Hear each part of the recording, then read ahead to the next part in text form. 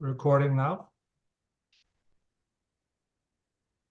All right, welcome back, go. everybody. We're set for some more punishment.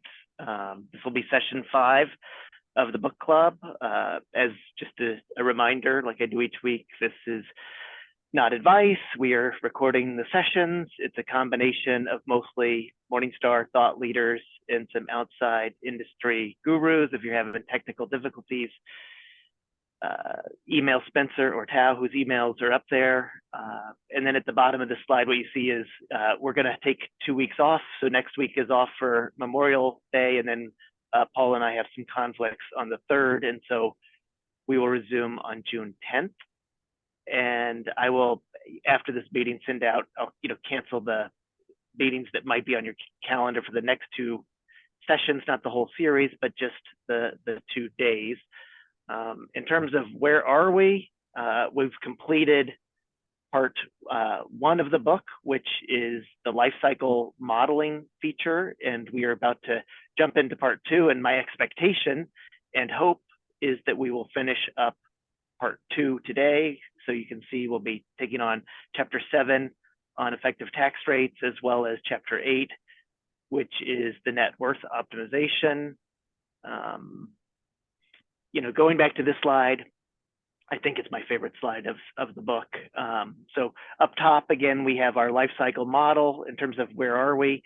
The life cycle model is helping us answer what I think of as those first order of importance questions.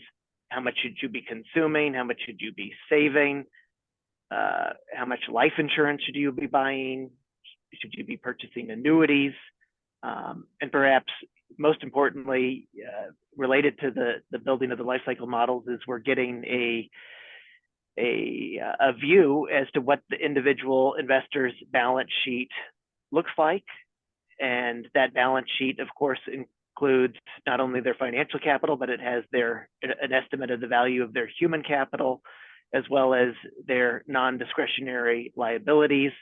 And those 2 items, importantly, human capital and their liabilities, and I should also mention their risk tolerance, coming from the life cycle part of the book, are then fed into, from our parent model, the life cycle model, into what we call our child model, which is really our asset allocation, asset location optimization model. I think Paul and I are using the term, I don't think we quite coined this, but we're calling it net worth optimization.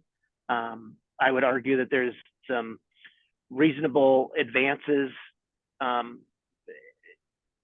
as part of net worth optimization. So on this slide, what you kind of see is net worth optimization is similar to surplus optimization or liability relative optimization, which are both, those are one and the same, but those are an extension of Harry Markowitz's mean variance optimization, which you might think of as being an asset only optimization, but you've extended kind of what's part of the investor's total portfolio to include the liability. So you're saying the whole reason that these assets exist in the first place is to pay for the liability. And then in addition to including that liability as an untradeable mix of asset classes, we are also expanding what's on the left-hand side of the balance sheet, the asset side of the balance sheet, your human capital. And so in the presence of your human capital and the nature of your non-discretionary liability, ultimately what net worth optimization is going to do is solve for your asset allocation. And then, as we will be explaining during the course of today's session, we simultaneously also solve the asset location problem of where should you be locating the different asset classes that you're investing in. Kind of on to chapter 7, and again, I'll pause temporarily. If anyone has questions along the way, or if I'm unclear, please, jump in. We'd like this to be as interactive as possible. So on the surface, chapter 7, effective tax rates, I always think I hear tax and I feel like we're immediately going to lose some of our participants, but really one of the easiest ways to add value for individuals is through tax efficiency. And I think much of the kind of standard curriculums that are out there were developed kind of from the pension no tax world. And so I feel like the dirty tax world that individual investors face is often not part of the curriculum. And of course, we want it's front and center in our book and important in terms of adding value for the end participant. To provide a little bit of an example of why asset location, so not asset allocation, but asset location really matters. We start off chapter 7 with this table, and I'll try to dive into it just a little bit. And I think my laser pointer is working. And so this 10-year pre-tax column and after-tax column, these are just coming from the prospectuses of different funds that are out there. And these first two funds are Fidelity Magellan and a Vanguard 500 index fund. And you can see that on a pre-tax basis, they're generating very similar returns.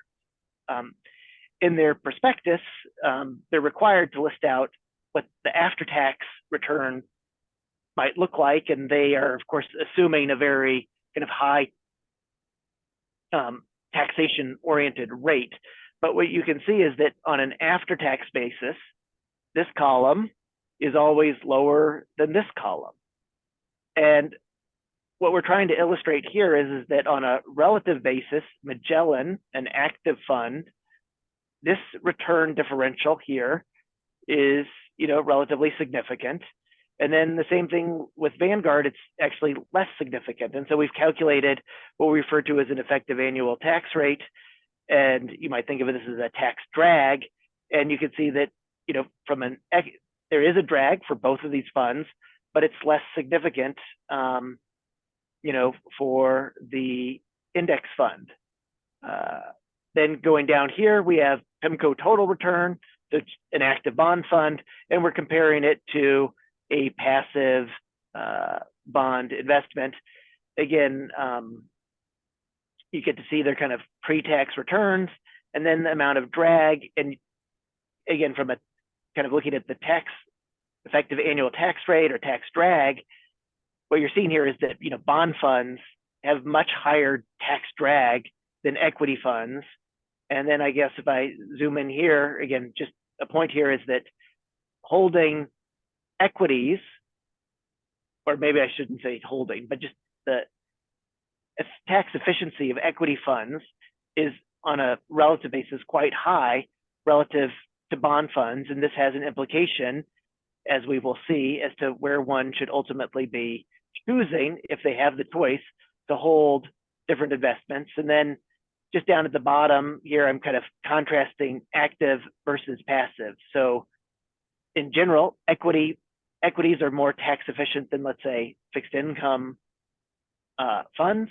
And then passive funds are more efficient than active funds. And again, happy to take questions along the way. I'm about to turn it over to Paul, but I would say after we finished up the book, we immediately started writing, I would say, even a more detailed article related to our process of joining life cycle models with MVO. In many ways, maybe we had a little bit of time, and we had maybe more time to write this. And so again, for people that are interested in the concept or of joining life cycle models with MVO, in addition to reading the book, I'll point out that this freely available article is out there. In terms of breaking kind of new ground, I think it's new ground. Life cycle models, are nearly 75 years old. Markowitz mean variance optimization also is nearly 75, years old. I think for both Paul and I, kind of a little bit of a mystery has been that these two optimization-based approaches for helping investors have lived as kind of separate pursuits and haven't seriously been joined in a meaningful way. And I think a big breakthrough of the book is our ability to have life cycle models talk to the mean variance optimization models in a way that ultimately benefits investors. And maybe I'll pause for any questions. And Paul, I want to turn it on over to you and stop babbling. Okay. Well, first of all, I see a few of us are coming in from Canada. So happy Victoria Day. This is our kind of our official beginning of summer in Canada. And thank you for taking some time out of your 3-day weekend to join us. As far as the joining of life cycle models and mean variance optimization models, to a certain degree, this was done by two Nobel Prize winners, Paul Samuelson and Robert Merton.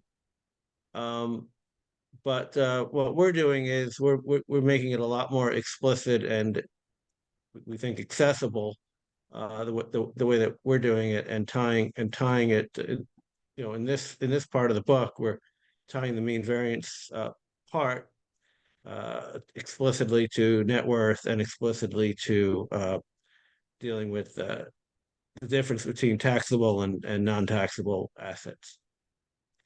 So let's go on to the next slide. And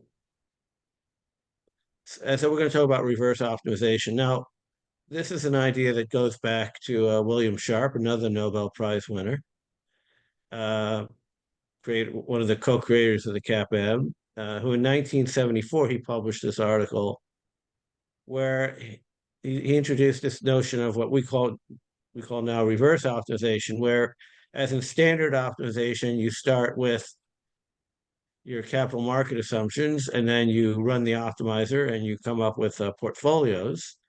So in this one, you start with a portfolio and you basically run the optimizer in reverse, and you come up with a set of expected returns. Now, in both methods, you have to start with a covariance matrix. And we, like many other people, have created a covariance matrix based on historical data on a set of asset class indices.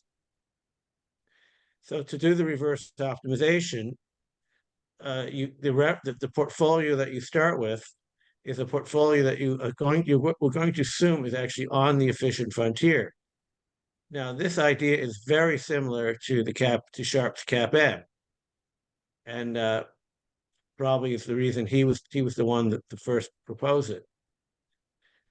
That is, in the CAPM, there's a market portfolio, and we can derive from that market portfolio the expected return on every single security in the market based on its beta.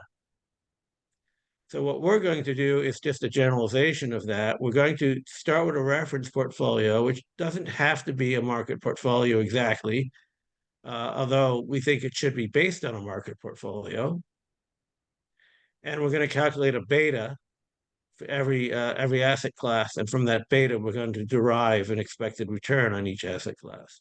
So I think we can move to the next slide. And I'll move in just a second, Paul. I do want to point out, if I was listing out kind of my top 10 favorite articles that I've read during my career in finance, this would absolutely be in the top 10 list, maybe even close to breaking the top 5. So if you're not familiar with this article, again, I would hold it out as a real gem that people should be looking at. Okay, so here what we're doing is we're going to do reverse optimization on our 9 asset class model. So we start off with a reference portfolio, which was at least somewhat based upon market weights on the different asset classes.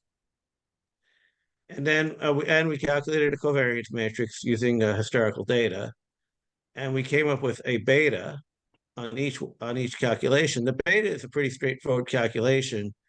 You calculate it by taking that covariance matrix and calculating the covariance of each asset class on the reference portfolio, and then you divide that by the variance of the reference portfolio, and that gives you beta. Now, one of the inputs here, in addition to the expected returns, in addition to the reference portfolio, we have that as an input, but we need another input. Actually, we need two other inputs, and they're going to be shown here. So we have the expected return on cash at 2.5%. That's the number we've actually been using. We used throughout part one of the book. We're assuming a risk-free rate of 1.5%. But the other number we need is on the reference portfolio, that 4.02% down there. That's a very key number because all of the expected returns of the different asset classes are all going to be based upon whatever we assume about the expected return on that reference portfolio. So how are we going to get that? Well, let's go to the next slide. Here's how we do it. This is a graphical version. So that blue line with the blue dots along it, that comes back from chapter 6. This is where we took our constant relative risk aversion model in combination with our assumption about the stochastic discount factor, the SDF, and we just plugged in different values of risk tolerance parameter we call theta, and from that we were able to calculate an expected return and a standard deviation for what the optimal portfolio is under those assumptions. Now, the green line shown there is the market efficient frontier, and of course, one of the inputs to the market efficient frontier are the expected returns, and one of the inputs to the expected returns with reverse optimization is that expected return on the reference portfolio. So basically, we just ran a numerical analysis to try to get that blue line and that green curve as close together as we could make them. And that is how we came up with the expected return on the reference portfolio, which turned out to be 4.02% in the previous slide. Assolutamente. Yes, was there a question there? Okay. Right. And it could be from Catherine or anyone else who has a question. Feel free to ask it.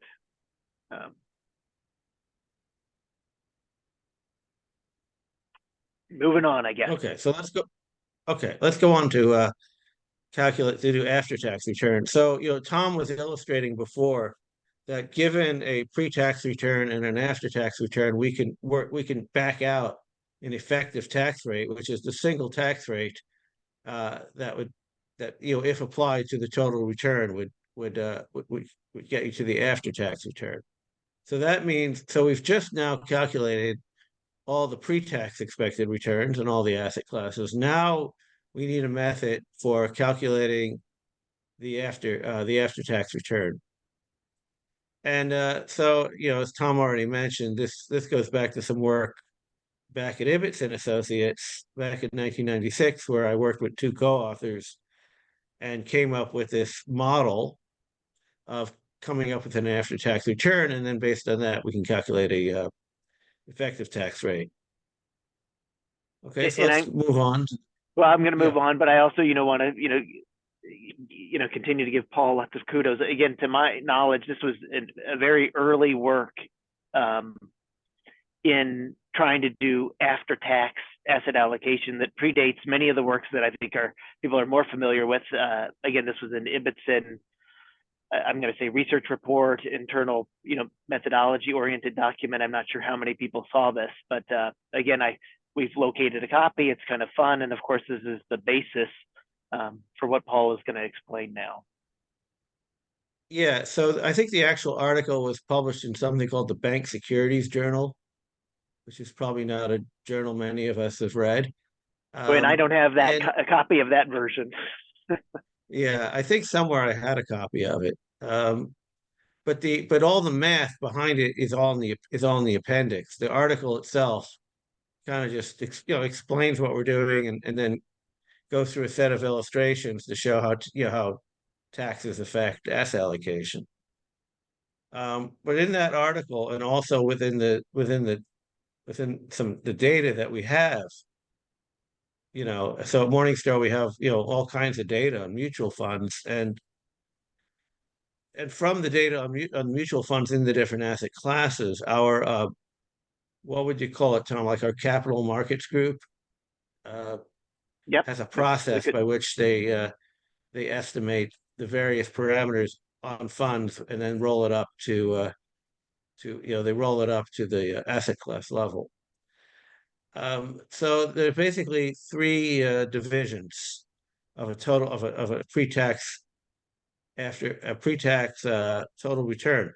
The first division is into income return and capital gains. We know those are taxed differently.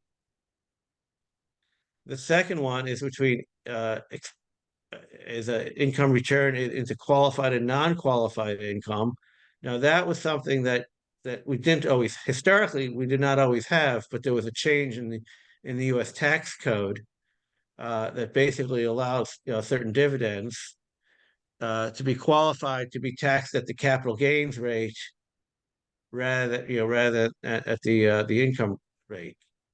So that's why that's why we have data on number two here, that division.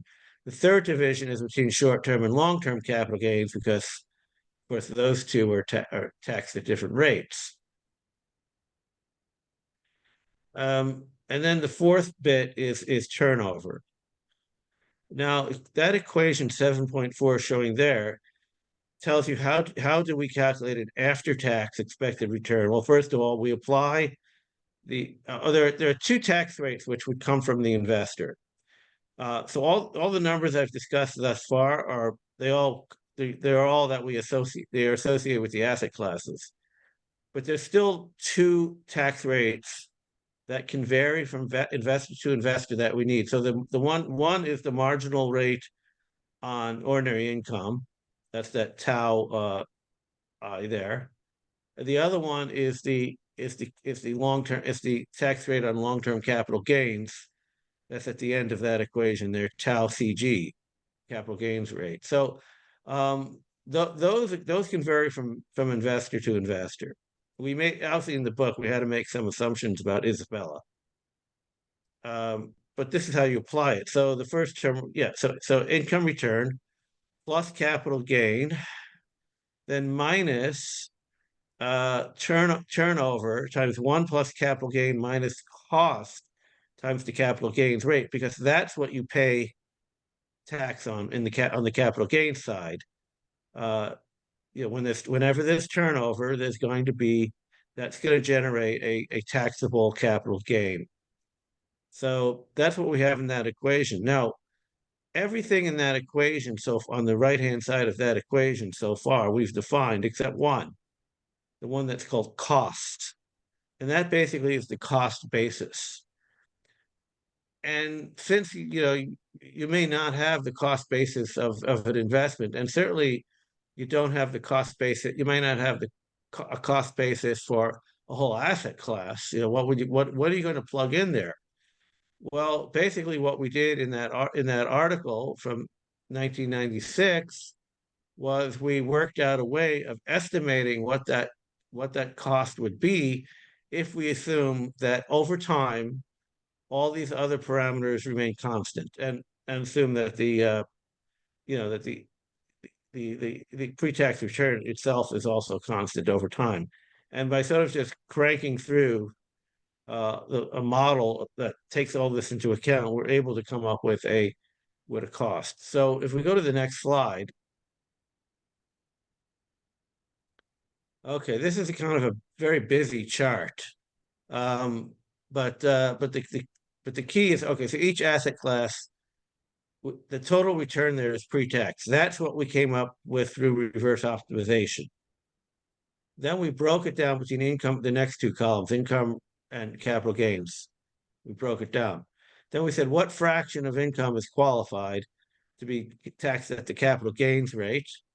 It turns out that number is pretty high for all the stocks. It's highest for the U.S. large cap. It's lowest for the emerging market. What fraction of capital gains is long term? Again, that's a pretty high number. And then these blended rate, we're calculating on this. So on income, what we mean by the blended rate is it's the blending of the capital gains tax rate, which is applied to the long, which is applied to the qualified dividends, and then and then the other bit, what's applied to what ordinary income tax rate being applied to the non-qualified, and then the capital gains is similar.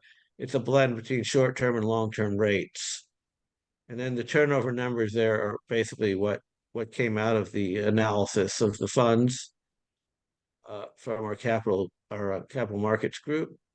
Then the cost basis is the number is what the model produces. And you can see, it's fairly high. It's in the 90s, generally in the 90s. And of course, what that means is that if the cost basis is 90%, then only leaves 10%. 10% that's going to be taxable. And then the result of this. So but the last column is the crunching of all the other numbers. So we come up with these after-tax rates. Now, that was what we did in the original paper. But at Morningstar, we took this to another step, which is this idea of liquidation. It's the idea that people don't hold their assets forever. That at some point they're going to sell them. Then you got to make an assumption as to what point you're going to sell them. So we typically assume, oh, well, let's assume they hold it for 20 years. And that after 20 years, they're going to liquidate. And when they liquidate, they're going to pay the long-term capital gains tax rate on however much is liquidated.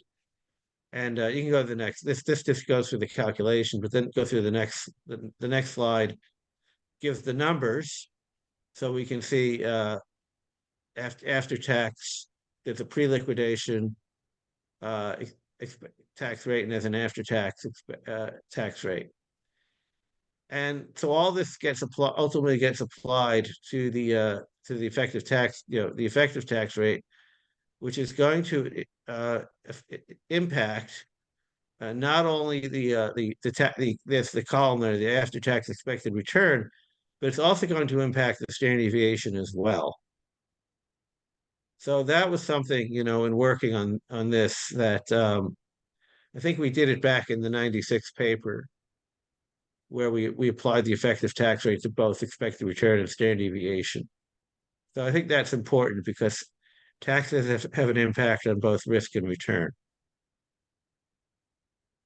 Oh, okay. Now yeah. Sorry to interrupt you, Paul.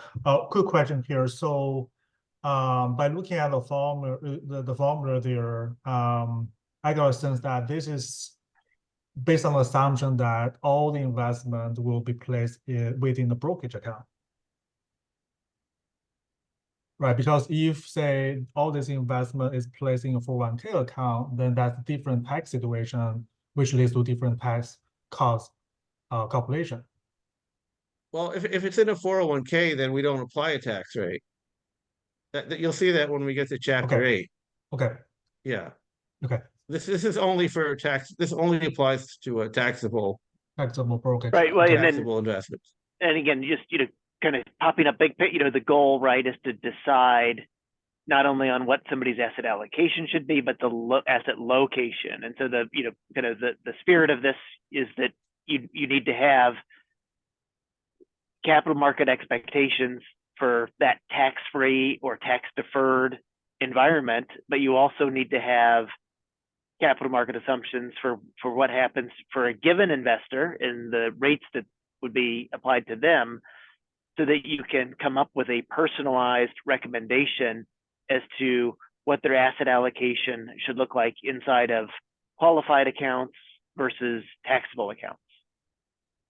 And would that be also the case for 401k account? For example, maybe there is also a different CMA assumption for if the money is invested within 401k accounts?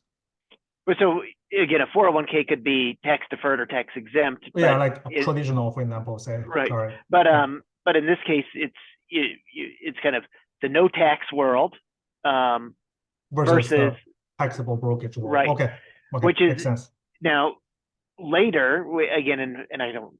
At some point, we will discuss the idea that a dollar inside of a tax deferred account, so a typical 401k, is not equivalent to say a dollar in a different account type, where again, people like to think of it as you're in a joint investment with the federal government and perhaps the state government, depending upon what state where you live, where that money in your 401k is mostly yours, but when you do withdraw it, the government, the federal and state governments, will be taking some portion of it.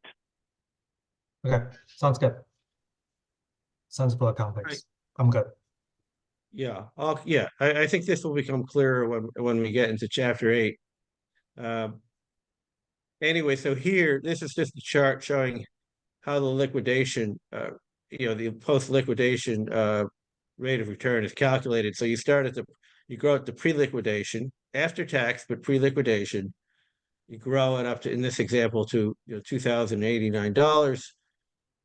You pay $108, $109 in tax, leaving about $1981 dollars after liquidation, and then you simply calculate what rate of return takes you from the origin up to that point. It's a pretty simple calculation. It's just a way of trying to take into account liquidation. Okay. Now we go on to chapter 8. So let's get into it. Right.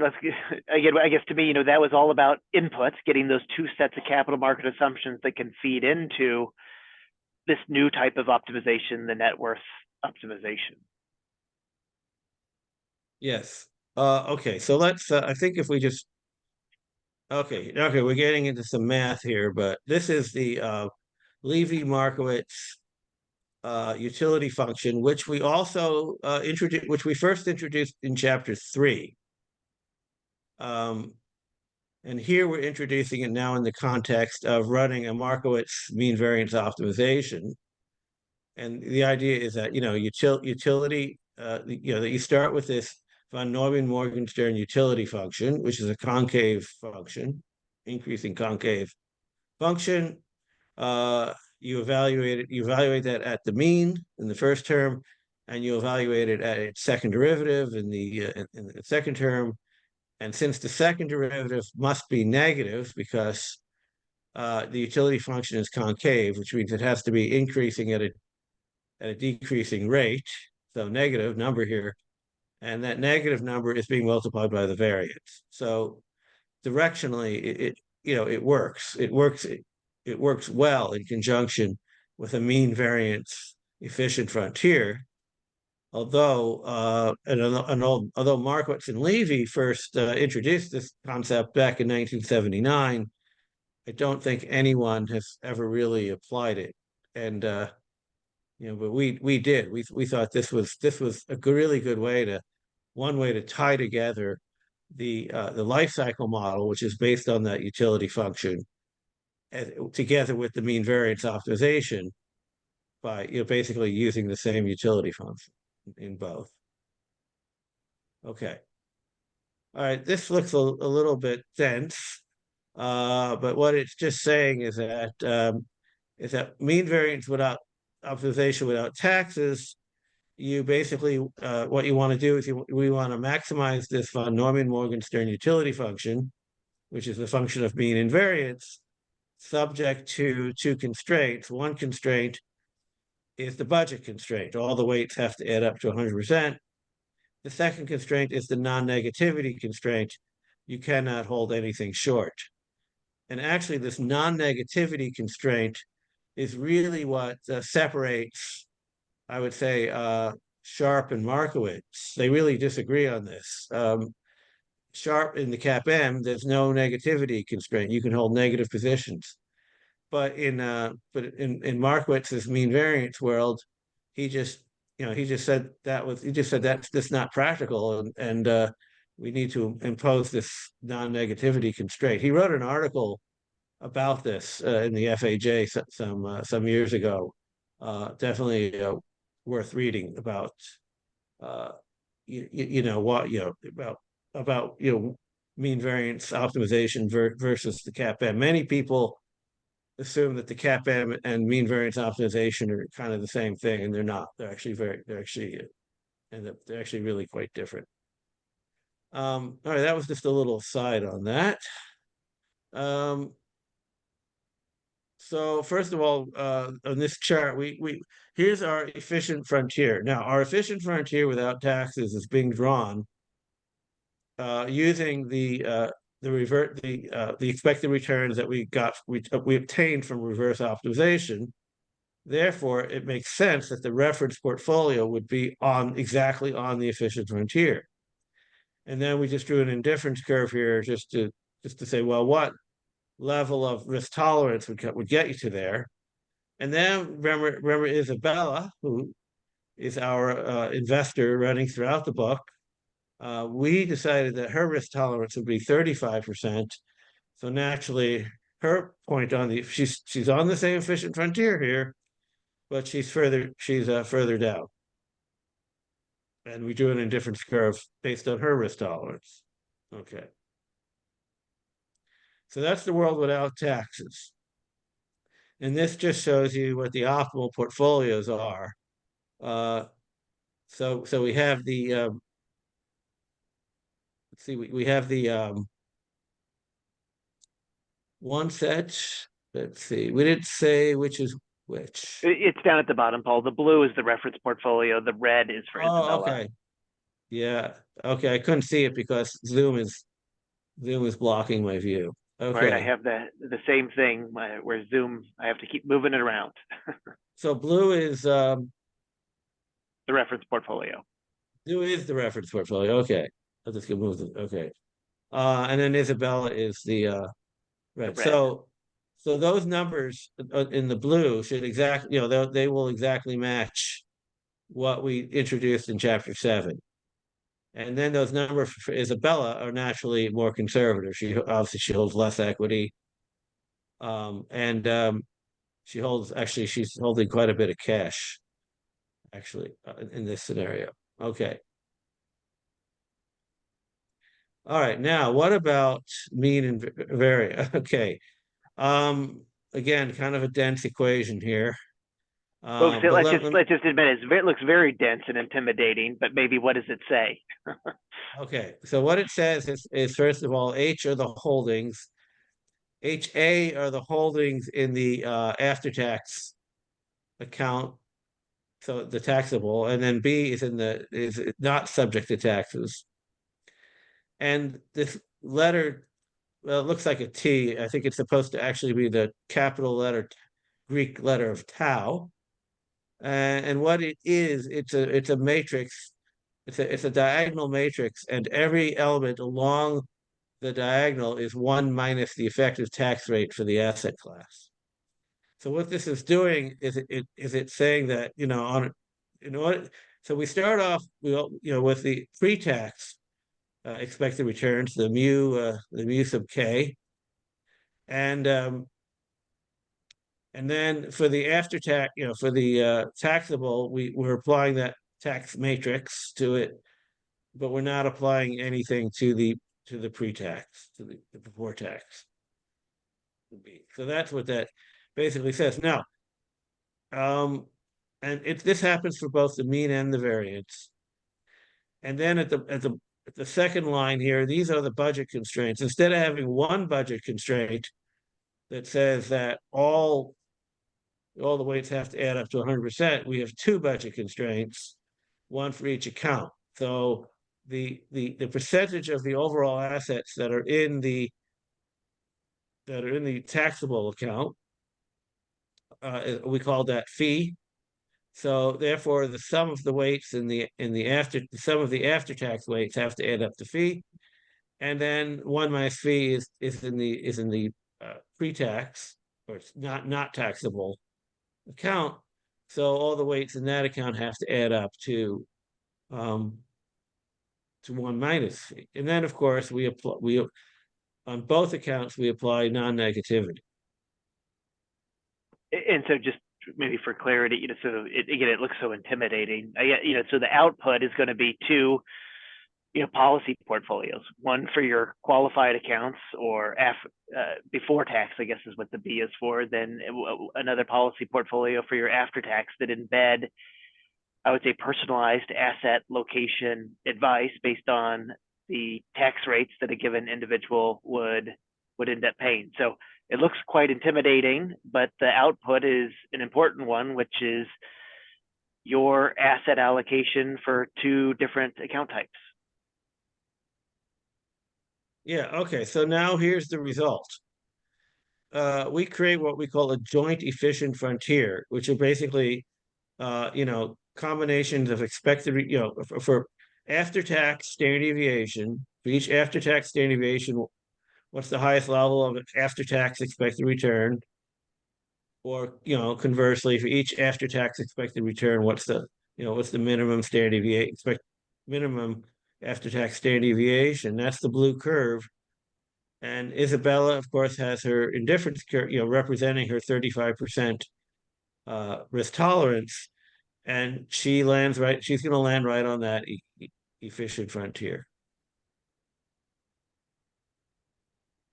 And now, so now we're going to see what happens in the taxable versus the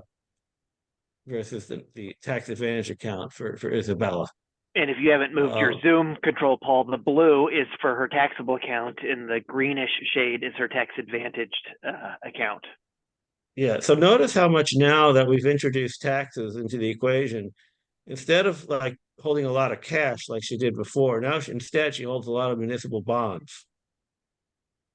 Now, one of the things I didn't mention earlier about the way we model municipal bonds is that we take into account the fact that the effective tax rate on municipal bonds is set to 0, but when we set it to 0, we do adjust the expected return and standard deviation in such a way so that the municipal bonds are on the same footing as the other asset classes. But anyway, this is kind of I think a good example of when do you hold municipal bonds? Well, you hold municipal bonds, when you sort of have lower risk tolerance, and you have a taxable versus a not a tax advantage account. See, Isabella has a very small tax advantage account because right now she's 25 and she's only just started putting money in her 401k. If we were to take this into the future when she's older and she has more money in her 401k, we'd get a different result. Right. I think that's what we do in the final chapter of the book is we now assume that, Isabella has been working with her financial planner, Paula, who's using a state-of-the-art combination financial planning / investment management system based off of the book. And we move Isabella through time as she works with Paula. Okay, so now we started. Just to review, we started with standard mean variance optimization, but we've solved it using the Levy-Markowitz utility function. We then introduced two accounts, one that's taxable and one that is not, that does not pay tax, where there's not tax. And we've changed the mean variance problem from a single budget constraint to two budget constraints, and introduce the effective tax rates into the model. Now we're going to go another step further and create what we call the net worth optimization. And net worth optimization is that now, instead of looking at the expected return on assets as we were before, we're now going to look at the expected return on net worth. And we're going to look at the standard deviation of net worth. And we're going to draw an efficient frontier in that combination. So to do that, we have to introduce human capital and liabilities into the model. This equation is simply a statement of how the return on net worth is a linear combination of the return on financial assets, which is what we're going to be controlling the asset allocation of, the return on human capital, which we're going to model with an asset allocation, and the return on liabilities, which we'll also model with an asset allocation. Okay. So this is this kind of gives us a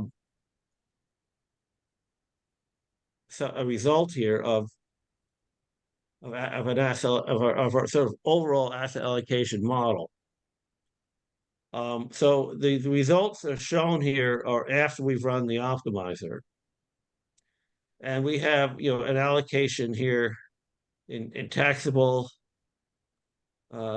We have an allocation to the tax advantaged accounts, and then we have an overall, just our overall asset allocation, which again is over here, and then we have our human capital,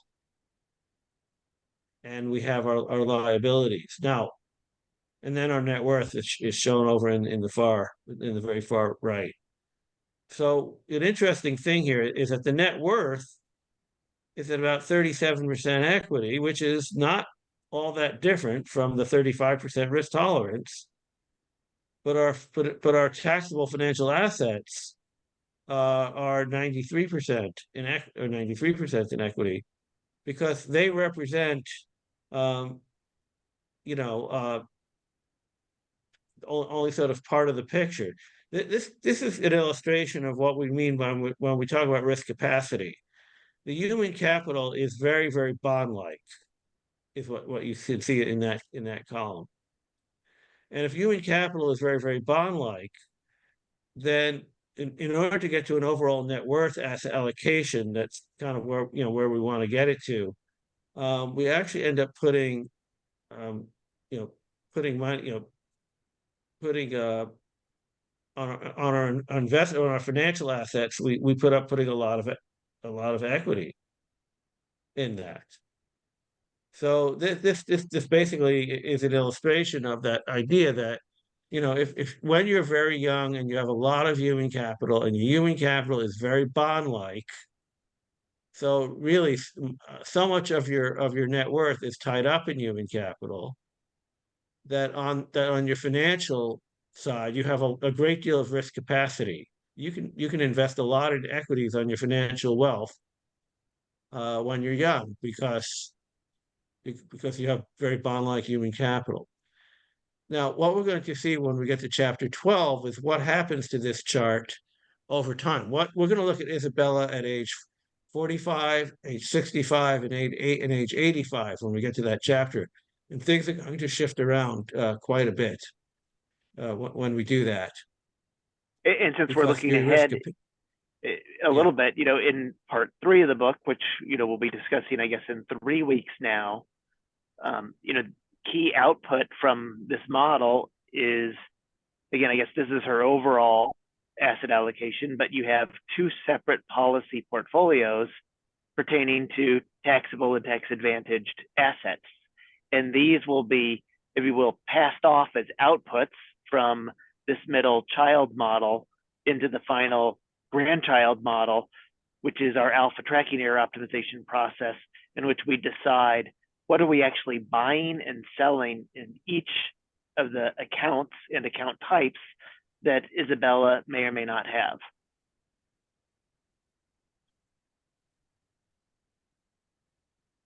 Okay, so this is just, again, it's the similar math, but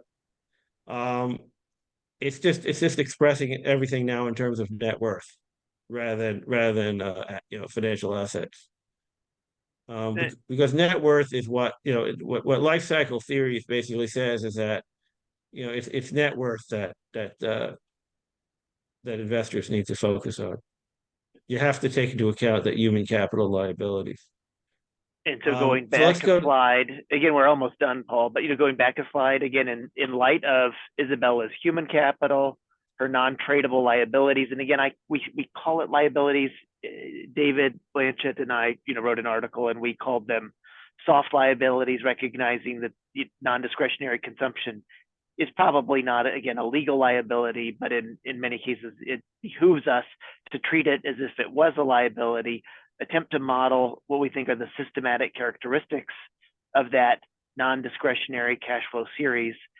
And then in light of the systematic characteristics of Isabella's human capital, the systematic characteristics of that non-discretionary consumption liability, set her asset allocation policy, including how she should be allocating not just her asset classes, but from an asset location, what should be located inside of her qualified versus unqualified accounts.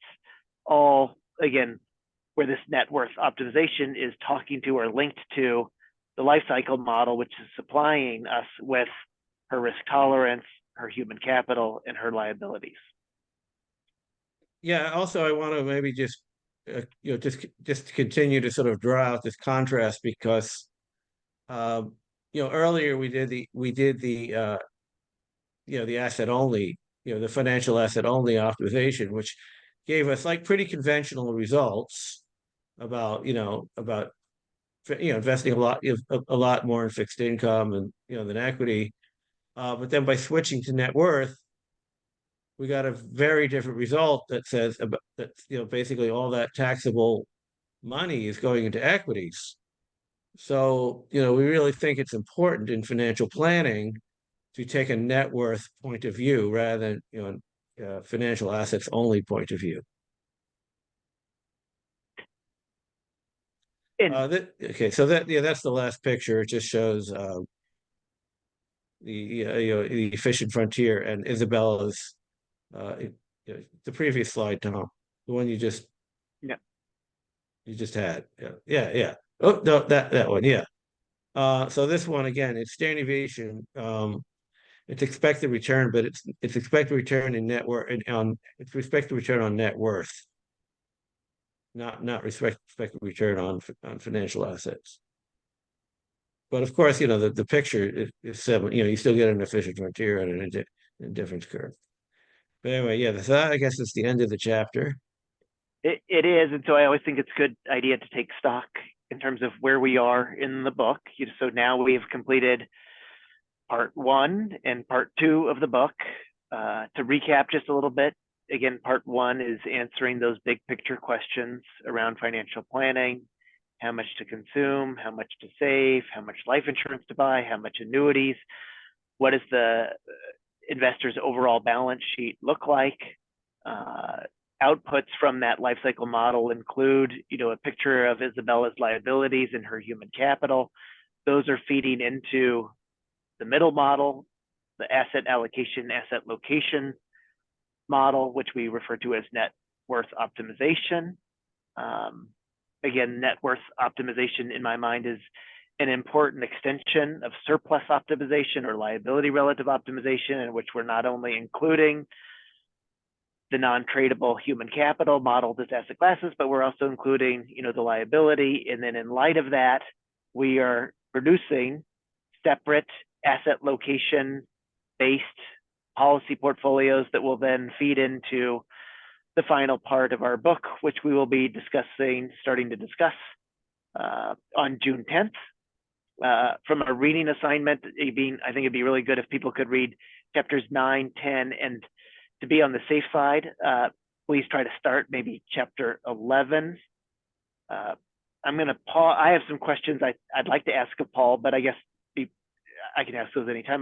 Does anyone else have questions that like to ask at this point in time?